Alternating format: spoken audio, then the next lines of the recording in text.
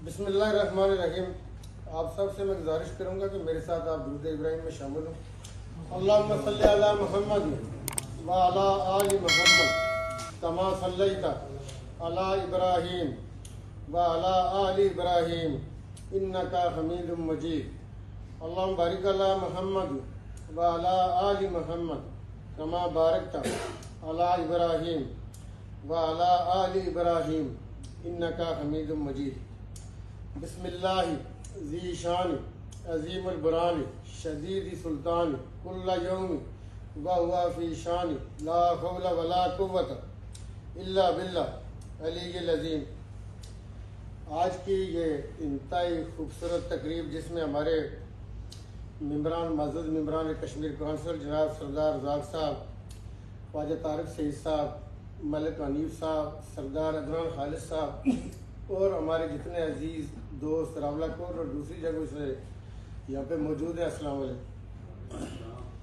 मैं आज की इस तकरीब के हवाले से सबसे पहले अपने इंतहाई काबिल एहतराम मेंबरान कश्मीर कौंसिल का शुक्रिया अदा करता हूँ कि उन्होंने अपनी पार्लिमानी, सियासी, जमहूरी और आज़ाद कश्मीर की जो हमारी अपनी इलाकाई रवायात और तहजीब है उसकी अकदार को फर्दर नासिर उसका मैं ये समझता मान बढ़ाया है कि सरदार सयाब खालिद साहब आज़ाद कश्मीर के इंतहाई जय्यद मायानार पार्लियामेंटेरियन थे और वो आखिरी दम जब इस दुनिया से तशरीफ ले गए तो वो मेंबर कश्मीर कौंसिल थे। इन लोगों ने इस इर्रेस्पेक्टिव ऑफ पार्टी एफिलिएशन, चूँकि बहुत सारी जगहों पर पार्टियां पीछे रह जाती, हम जो मेंबरान होते हैं, मैं ये कहा करता हूँ कि जो माने या न माने, मेंबर पार्लियामेंट के अल्फाज और इकदाम ऐसे होने चाहिए कि वो सोने और चांदी के पानी से लिखने के काबिल और होते भी हैं।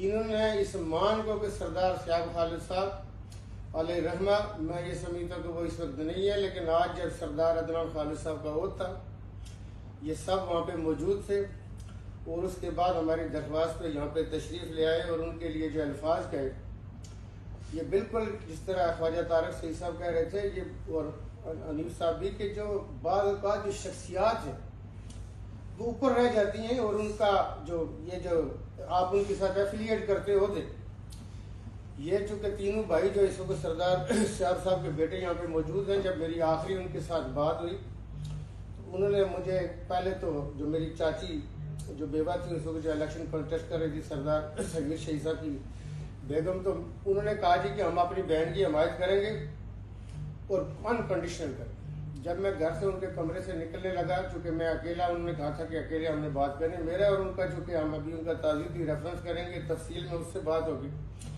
उस वक्त मैं जब उठा तो मुझे कहने लगे कि अगर कश्मीर कौंसिल की गुंजाइश हो तो आप मेरा देखिएगा। तो मैं दोबारा शायद बैठा, मैंने मजाक की उनको, मैंने कहा आपके लिए कौंसिल नहीं, मैंने कहा ये जितने भी चूँकि सारे तहसीलदार साहब के बेटे भी है, चूँकि ये भी सारे घर के अफराद मौजूद थे, मैंने कहा जी इनमें से किसी को एक को आपने आगे करना। तो कहते नहीं इस दफ़ा मैं दादी वाली एक। तो मैंने इस चीज़ के हवाले से दूसरे दिन अपनी पार्टी की क़यादत को बताया, क्योंकि हमें पता था कि उस वक्त उनसे ज़्यादा सीनियर तरीन पार्लियामेंटेरियन कोई नहीं था और ये बिल्कुल तारिक साहब ने बहुत मतलब बजाय इन्होंने ये कहा कि वो अपनी कमिटमेंट के इतने पक्के थे कि दूसरे दिन एक पार्टी की क़यादत ने असवे आदत उनके जाके घर पे डेरा डाला और इसका सरदार सयाब खालिद साहब ने बहुत बुरा मनाया। मेरे साथ उन्होंने बात की कि ये आके मुझे दोबारा बेईमान करना चाहते, वो चूँकि उनकी सरिश्त में नहीं था। बहुत सारी जगहों पे हालांकि जिन उनके टिकट का कर रहे थे, मेरे भाई यहाँ पे बैठे सरदार इम्तियाज शाहीन साहब की पीढ़ी का भी उनके साथ बहुत थी और हमारे चूँकि थोराड़ हो, पाछोट हो, घाटोट हो, थैला हो या जनरटी हो, वहाँ से लोग अक्सर कहते थे कि इम्तियाज साहब के होते हुए सयाब साहब का नहीं हो सकता। हालांकि ये सबसे ज्यादा पेश ये बातें चूंकि हम उनके ताज़ीदी रेफरेंस में कह रहे थे, काउंसिल की बात नहीं थी, बात सरदार सयाब खालिद की थी। जब सितंबर में या अक्टूबर में जो हमारा होता है इलेक्शन, उसमें जब उनका नहीं हुआ, मेरी उसको पार्टी के चीफ ऑर्गेनाइजर सैफुल्लाह खान जाई साहब ने कहा जी दिसंबर में करें। जब दिसंबर आई तो असगर कुरैशी साहब का पैसा आड़े आ गया।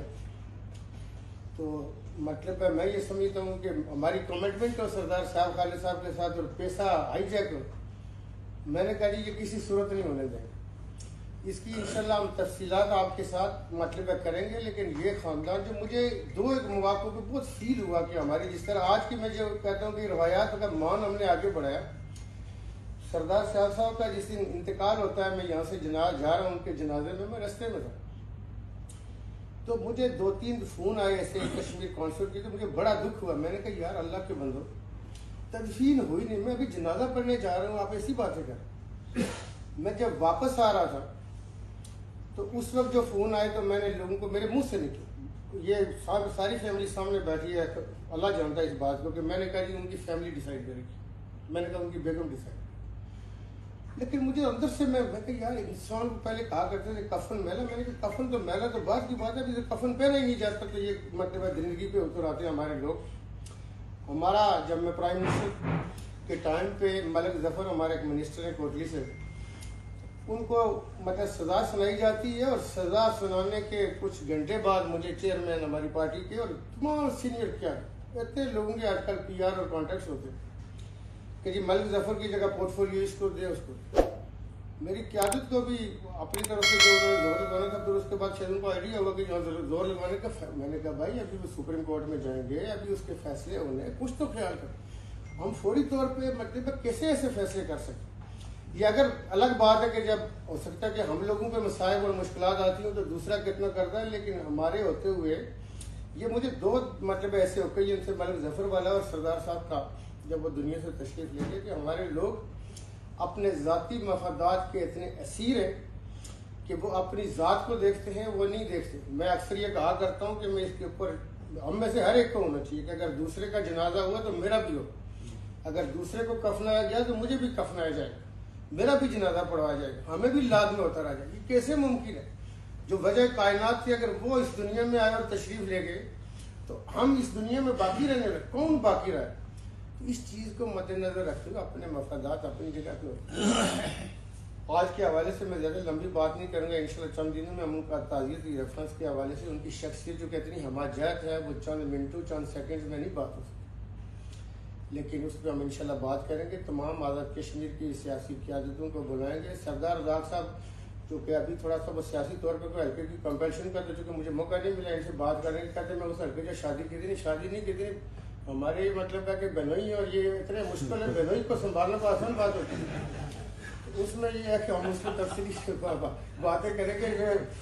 सरदार अदनान साहब, और मैं ये समझता हूँ कि ये मुबारकबाद उनको, हमारे अपने घर पे इनका घर और हमारा एक घर, ये मेरे भाई, और ये इसी तरह इंशाल्लाह रहेगा। सरदार शाह खालिद साहब के साथ जो हमारा तल्लुक था वो कई सियासी मामला से बहुत मावरा और अबो, ये इंशाल्लाह इसी तरह रहेगा। ये इस खानदान का इससे बड़ा हक बनता।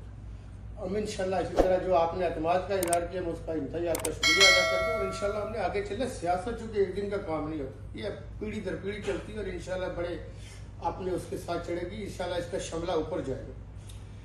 इस हवाले से जो मेरे भाई आप लोग निमरान बैठे हैं, कुछ वहाँ पे कमरमान कायरा साहब जो हमारे भाई हैं, उनके साथ भी बात हो रही थी। मैं कौंसिल के निमरान के हवाले से, चूँकि हमेशा से राजा फारूक अदर खान साहब के साथ भी इंतहा के बरदराना मेरा है, मैं उनके साथ भी बैठ के बड़ी खुल के हमेशा बात की।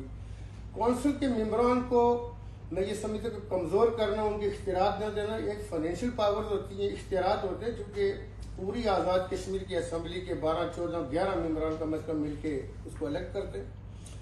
और इस हौस का, इसका बुनियादी तौर पर मकसद था, जो मैं ये समझता हूँ कि अपनी वफाक के साथ, चूँकि दूसरे लोगों को मैं मेरे कहे हुए में फ़र्क ये होता है कि लोग कहते हैं पाकिस्तान में वफाक करते, मैं रियासत को, आज़ाद कश्मीर को पाकिस्तान की रियासत समझता हूँ, और उसी स्ट्रक्चर के अंदर रहते हुए फेडरल गवर्नमेंट के साथ जो आपके मामलात होते हैं, इस हौस ने बहुत अहम कलीदी रोल अदा करना था। आज जिस तरह अभी अनिल भाई याद करा रहे थे, मैंने चूँकि आप लोग इस हौस इस दफ़ा के इसमें, चूँकि आज हमारे 2 मेम्बरान और नहीं है, लेकिन ये 6 लोग आप पूरी रियासत की ऐसे नुमाइंदगी करते हैं जैसे सेनेट आपकी मुतनासिब नुमाइंदगी की बुनियाद पे पूरे मुल्क की 22-24 करोड़ कौम की एक बड़ा वाइज जरखेज दिमाग होते हैं, जिनको सूबाई असम्बलियों के मेम्बरान मुंतखब करते हैं, और वो सेनेट के 100 लोग आते हैं। और आपको पता है कि हर 3 साल है, तो सेनेट के मेम्बरान की जो म्याद होती है वो 6 साल होती है, लेकिन वो इस तरह उसका स्ट्रक्चर बनाया गया है कि 3 साल के बाद इलेक्शन होते हैं, और जो इस्लामाबाद से आते हैं उनको कौमी असम्बली के मेम्बरान मुंतखब करते हैं, बाकियों को सूबाई असम्बली। पहले फाटा का भी था हमारा, चूँकि फाटा का एरिया जो प्रोविंशियल एडमिनिस्ट्रेटिव एरिया था, फाटा चूँकि फेडरल एडमिनिस्ट्रेटिव एरिया भी रहे। आज जो आपके साथ डिबेट के हवाले से जो एक बात मैंने आप लोगों के साथ शेयर की कि आप इजलास बुलाइए कश्मीर काउंसिल का, मुझे राजा फारूक अब्दुल खान साहब को, सरदार याकूब खान साहब को, जितने फॉर्मर प्राइम मिनिस्टर थे उनको मसर के तौर पर बढ़ाए। हम अपने खुल के आपके साथ विचार करेंगे। मैं चूंकि आपके इस हवाले से कभी सबमिसिव नहीं रहा, खुल के बाद आप रेजोल्यूशन पास कीजिए।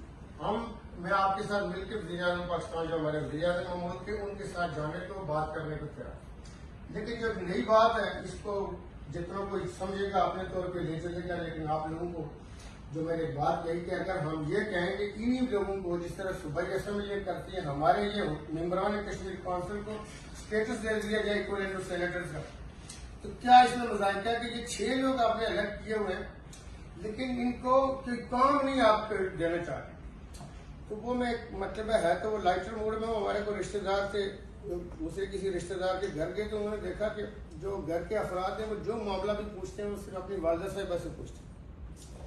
तो जो वालिद साहब थे वो रिटायर्ड फौजी अफसर थे, तो वो जो हमारा रिश्तेदार था उनकी इससे मतलब मिजाज भी अच्छी है।